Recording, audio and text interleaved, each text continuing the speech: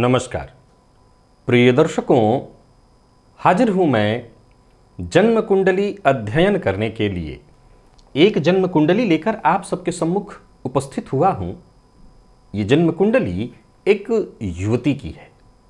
आइए हम सभी मिलकर इस जन्म कुंडली का अध्ययन करेंगे। जन्म की तारीख नोट कर लीजिए। जन्म की तारीख है 12 अप्रैल 1986 और जन्म का समय प्रातः 3 बजे।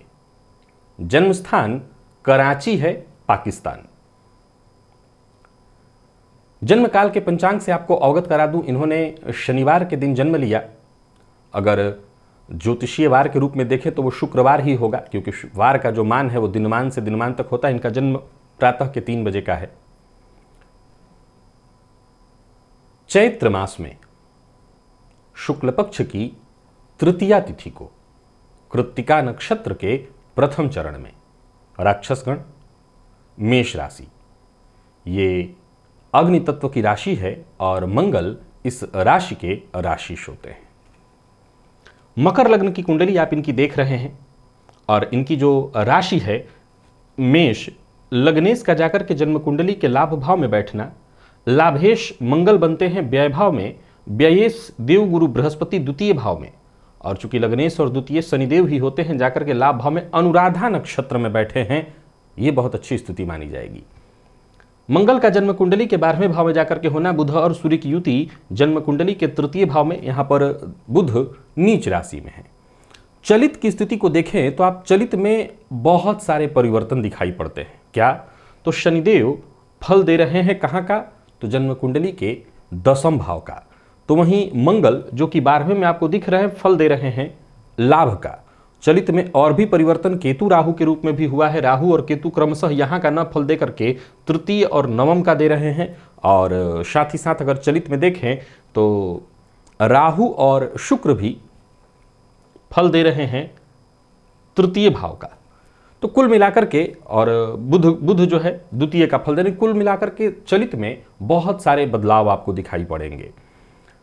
परंतु इनकी जन्म कुंडली को आपके साथ मैं आगे लेकर के बढ़ूं, मैं पहले ही बता देना चाहता हूं कि इनका जन्म केवल कराची में हुआ है। ये मूलतः पाकिस्तान की नहीं है। इनके पिता ऐसे ही किसी सरकारी नौकरी में थे, जिसके चलते उनको विदेश में ही रहना होता था। फलतः इनका जन्म कराची में हुआ है। अब मैं आपको आगे बता दूं, इनका विवाह उत्तर प्रदेश में ही कहीं हुआ है। बाकी सारी बातें यहां बताने की आवश्यकता नहीं है। लेकिन अब वो विवाह लगभग टूटने के कगार पर है, या टूट जाएगा या नहीं ये लोग जानना चाहते हैं। पति की कुंडली भी मैंने देखी है। पति के साथ इनकी जन्म कुंडली का जो मिलापक है वो लगभग 20 गुण मिल रहा है। कुंडली का मिलापक 20 गुण 25 गुण मायने रखता है, परंतु 20 गुण में सबसे बड़ी जो परेशानी है वो ये है कि दोनों की ग्रह मैत्री शनि और मंगल की है। और इनके विवाह के टूटने के पीछे का वजह भी लगभग यही है कि दोनों के बीच भयंकर मतभेद है। अब शनि मंगल के बारे में आप जानते ही हैं, ये अति शत्रु हैं। फलतः इन दोनों के बीच सामंजस्य तो होना ही नहीं है। एक और बात है कि कमोबेश यही स्थिति केवल राशि की ही नहीं, वर्ण लग्न की भी है। लग्न के भी संबंध वैसे ही बैठ रहे हैं, यानी पूर्णतः शत्रुवत। तो इन दोनों का विचार, लग्न क्या है? आपके व्यक्तित्व को प्रदर्शित करता है। तो व्यक्तित्व में कभी मिलापक नहीं हो सकता। राशि क्या है? यानी ग्रह मैत्री जो देखी जाती है, ये विचार है, मन है, वो कभी नहीं मिलेगा। तो वो मिलना नहीं है। अब इनके घर से जो पहला प्रश्न पूछा गया है कि पति से तलाक होगा, यानी डाइवोर्स होगा, या घर बस जाएगा। जो कुंडली का मिलापक था उसे मैंने अब आपको बता दिया। एक और पॉइंट आपको बता देता हूं कि इनके पति को वर्तमान समय में बुध की दशा चल रही है, जो कि उनके लग्न के लिए पूर्णतः मारक है। मार्केस की दशा 2019 में विवाह हुआ, अभी चल रहा है 2022, विवाह 1 वर्ष भी नहीं चल सका। जातिका को भी वर्तमान समय में राहु की दशा चल रही है, याद होगा आपको वो मेरा सूत्र, फिर से नोट करिए, वो पॉइंट दोहरा देता हूं ताकि दिमाग में बैठ जाए। जब आप जन्म कुंडली अध्ययन कर रहे हो तो इन सूत्रों पर ज़्यादा मेहनत करने की आपको आवश्यकता न पड़े कि कारण पहले से ही तैयार होता है, घटना के घटने से पूर्व ही कारण तैयार हो जाता है। तो जाहिर सी बात है, गौर करें आप, तो राहु की दशा में लड़की का विवाह हुआ है और लड़के का जो विवाह हुआ है मार्केश में हुआ है। तो एक बुरे समय में किसी अच्छे कार्य का प्रारंभ भी हो तो संभावना बहुत कम ही बच जाती है कि उसका कोई श्रेष्ठ परिणाम निकल करके आएगा। तो दाम्पत्य यहां पर लगभग विच्छेद की ओर ही जाता दिखाई पड़ रहा है। जातिका की जन्म कुंडली में अगर देखें तो सप्तम भावपति जाकर के बैठे हैं जन्म कुंडली के चतुर्थ भाव में। अभी कल परसों ही, कुछ दिन पूर्व, लगभग 5 या 6 दिन हुए होंगे, मैंने आप लोगों को एक सूत्र बताया था कि चंद्रमा जन्म कुंडली में अवश्य देख लीजिए, बहुत मायने रखता है ये ग्रह। कहीं ऐसा तो नहीं कि ये चंद्रमा प्रकाश से विहीन है, अगर किसी अच्छे भाव में भी बैठा हो, शुभ ग्रह के साथ भी युति किए हुए हो, तब भी कोई खासा मायने नहीं रखता। अब देखा जाए इनकी कुंडली में तो ये चंद्रमा है तो शुक्र के साथ, हालांकि चलित में शुक्र आगे के पीछे भाव का फल दे रहे हैं, पर फिर भी ये चंद्रमा डिग्री वाइज 27 अंश पर सूर्य के नक्षत्र में बैठे हुए कालपुरुष की कुंडली के हिसाब से देखा जाए तो ये स्वयं की राशि में बैठे हुए हैं, स्वयं के भाव में बैठे हुए हैं, लेकिन रिजल्ट नहीं कर पाएंगे। तो वो कहीं ना कहीं मानसिक अशांति और परेशानी और गृह कलह की स्थिति, सप्तम की स्थिति पीड़ित हुई। अब सबसे बड़ी बात क्या है कि इनकी जन्म कुंडली को देखें तो जन्म कुंडली आप बहुत खराब नहीं देखेंगे। आप जन्म कुंडली पर जरा नजर डालिए, ये जातिका जन्म लग्न से मांगलिक है, जिनसे इनका विवाह हुआ है वो मांगलिक नहीं है। सवाल उठता है कि क्या मांगलिक न होने से विवाह टूट जाता है? जवाब है नहीं। हमेशा ये एक और पॉइंट आप सभी लोग जन्म कुंडली अध्ययन में ध्यान रखिएगा और समझिएगा।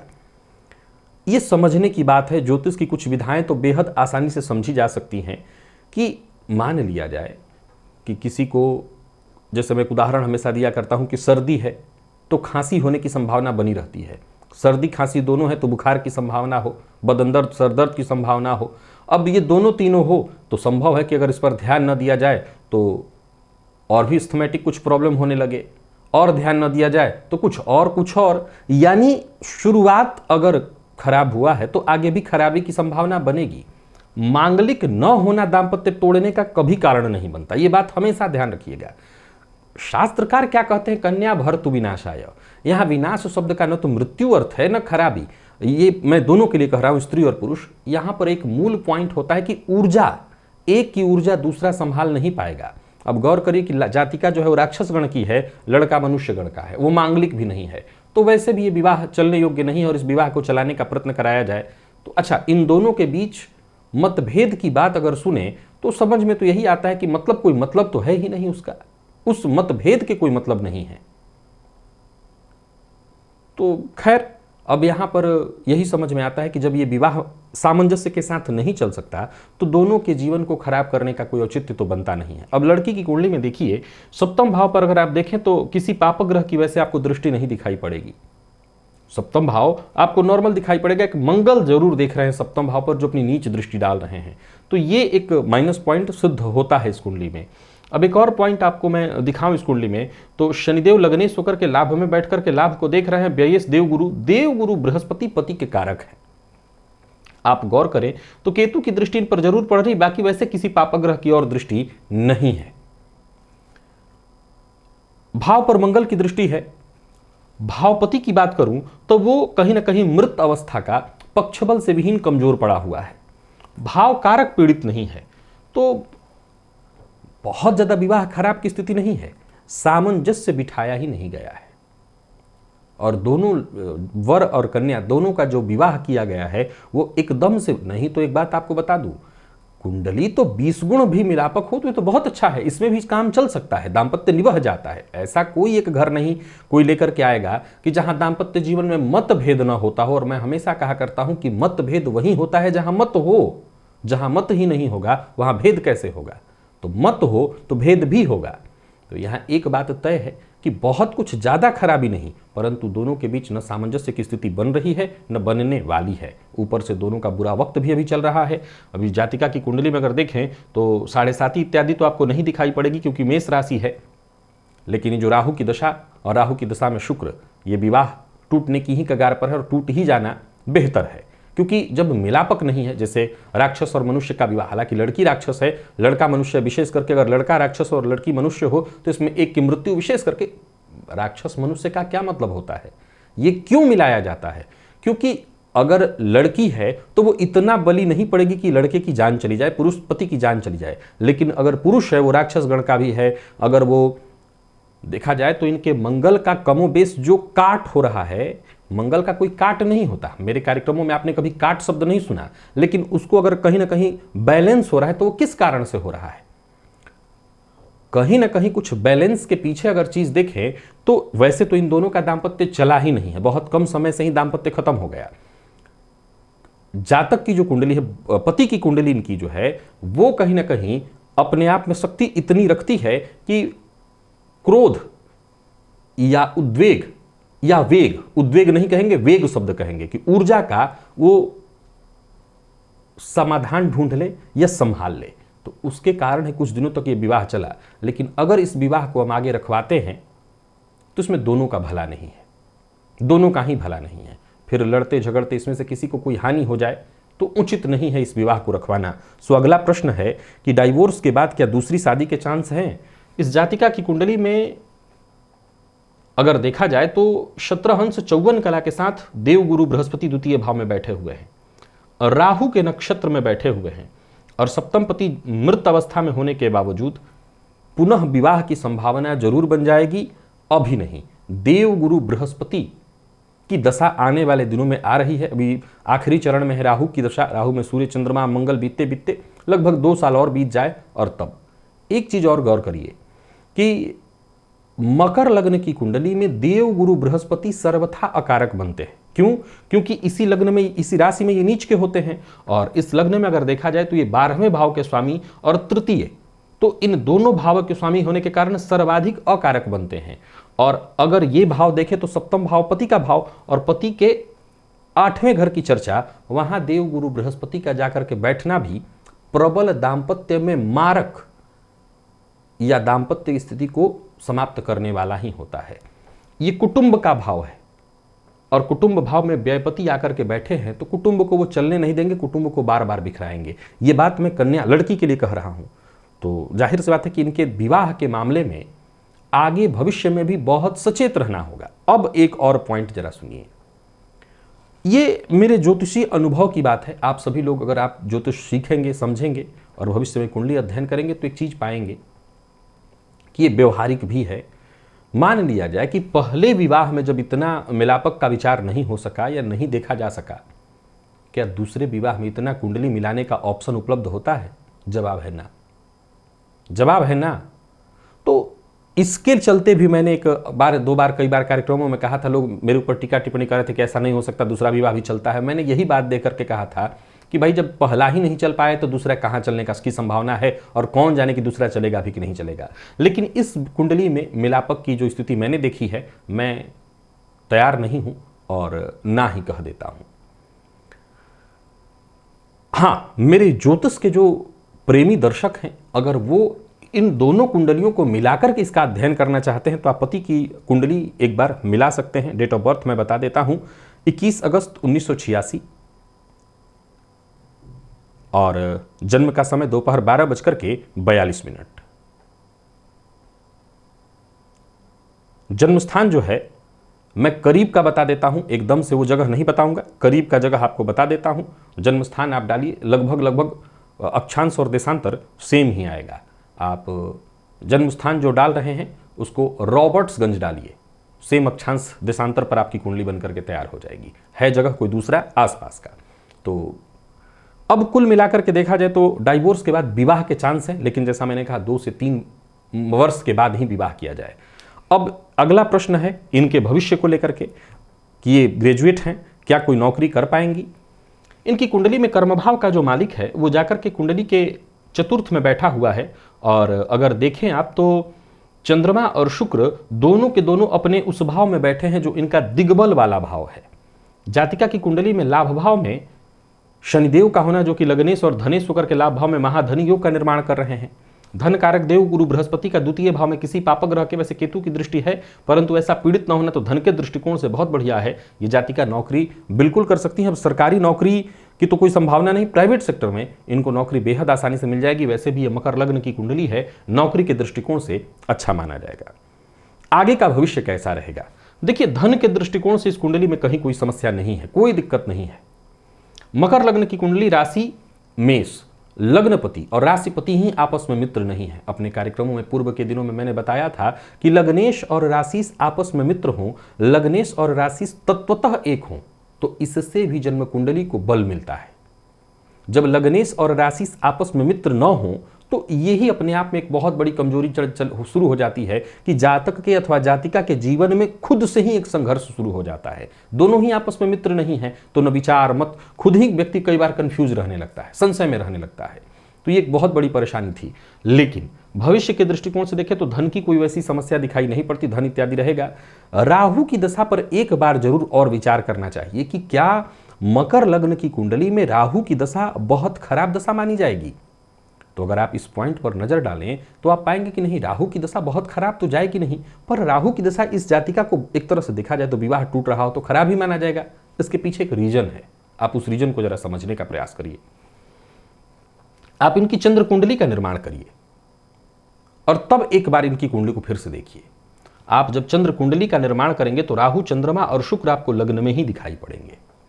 राहु और केतु का संबंध लग्न और सप्तम भाव से हो गया, फलस्वरूप ये दाम्पत्य विच्छेद की स्थिति करने का प्रबल कारण बन जाएंगे, दाम्पत्य में परेशानी का कारण बन जाएंगे।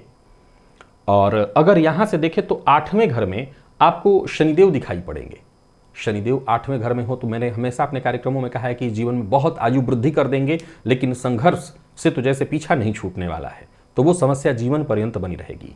और वहीं से अगर 11वें घर में देखें तो बढ़िया है, लाभ की स्थिति मंगल का भाग्य भाव में होना, जिसके चलते मैं ये कह सकता हूं कि ठीक है, चंद्र कुंडली के हिसाब से मंगल को बल है और षडबल में इनके सबसे बली मंगल ही है। तो मंगल इनके बली होने के कारण उग्रता, क्रोध तो निसंदेह इनके भीतर भी होगा और होगा ही होगा। पर भविष्य में अगर कुंडली मिलाकर के विवाह किया जाए तो बहुत हद तक हम ये मान के चल सकते हैं कि दाम्पत्य जीवन चल जाए।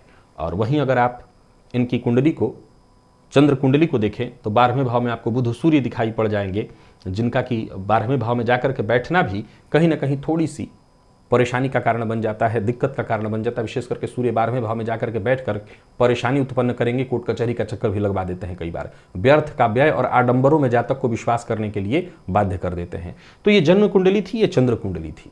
और जन्म कुंडली के हिसाब से आपने देख लिया कि सूर्य तृतीय भाव में बैठे हैं तो ठीक है, इस लग्न में गुरु की स्थिति बहुत अच्छी नहीं मानी गई, पर फिर भी महाधन योग का निर्माण होने के कारण धन वगैरह के लिए मैं कह चुका हूं कि धन की स्थिति रहेगी। जातिका के पास धन रहेगा, स्वयं का हो, और अगर ये नौकरी भी करना चाहे तो नौकरी कर सकती है, धन की कोई समस्या नहीं होगी।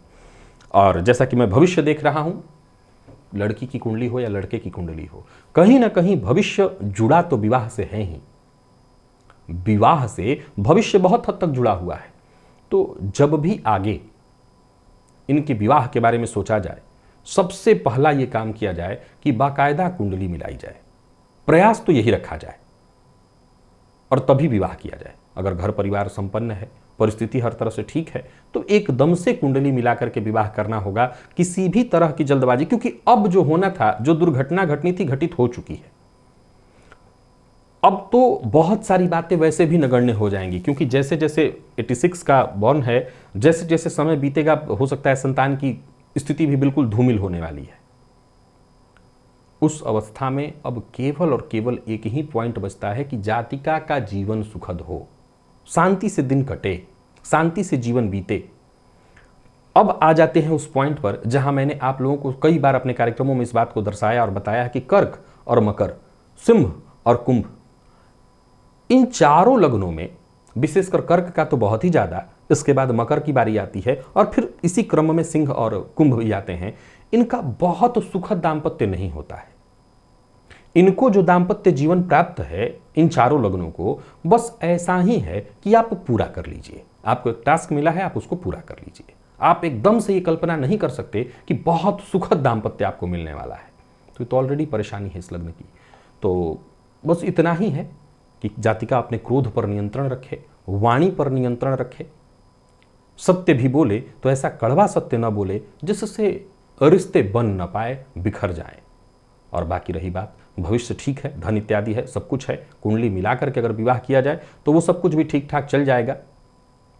अगले बार जो विवाह की तैयारी की जाए, हालांकि ये बहुत मुश्किल है कि अपने मन मर्जी का लड़का मिले और कुंडली मिलाकर के सब कुछ मिले, पर फिर भी प्रयास यही रखा जाए कि 1-2 वर्ष और बीत जाए तभी विवाह करें। वैसे तो गोचर कुंडली के हिसाब से देखें तो 2023 में प्रबल विवाह का नया एक बार योग आ रहा है। डाइवोर्स के बाद तुरंत वहां विवाह हो सकता है, लेकिन उचित नहीं है कि तुरंत विवाह करें। उचित यह है कि पहले कुंडली मिलाएं बाकायदा, और कुंडली मिल जाता है तब तो फिर कोई दिक्कत नहीं है। हालांकि अभी भी राहु की दशा है आखिरी चरण में, पर मैं बता चुका हूं कि राहु इस लग्न के लिए, मकर लग्न के लिए, ये राहु भी नुकसान किए हैं। क्यों? क्योंकि चंद्र कुंडली का आप निर्माण कर रहे हैं तो आपने पाया कि सप्तम से ही उनका संबंध बन रहा है, लेकिन इस लग्न कुंडली के लिए राहु बहुत खराब नहीं है।